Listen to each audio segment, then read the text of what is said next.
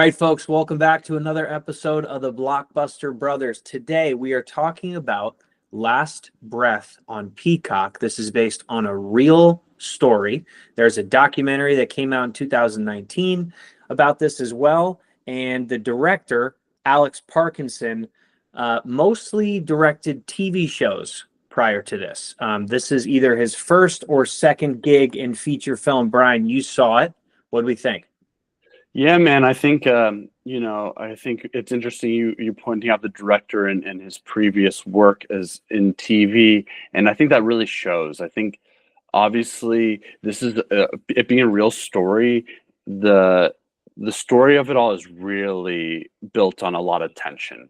The beginning is a little bit slow to get going, but once it gets going, it really grabs you in. There's just natural and great tension points throughout the whole story. It's a rather quick movie. I kind of my gripe was about it was like the lighting in the beginning. Kind of now that you said that he has a TV background, it makes perfect sense. It didn't really have the darkness. It was a little too light and well lit and sharp. I could have, you know what I really wanted out of this movie, and not to say that I didn't like it at all. It was a really well done movie, good cast. Again, life is the greatest author of all time. So there's a reason there's a documentary about it, and there's a reason why there's a movie now.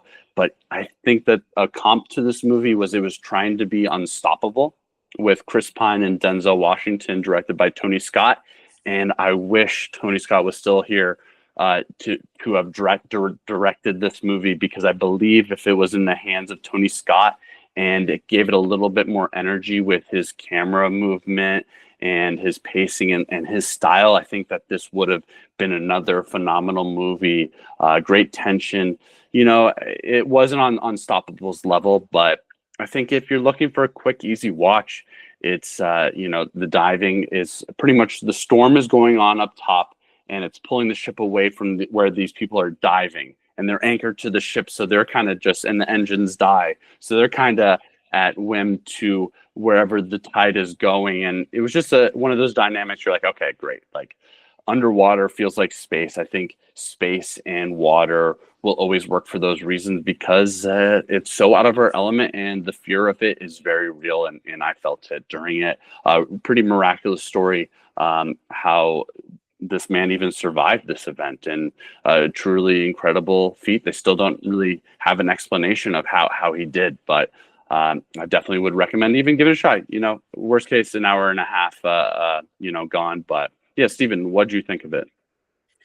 Well, the last thing I just wanted to comment, because I agree with a lot of what you said, but it had a budget of 24 million and has grossed about 23.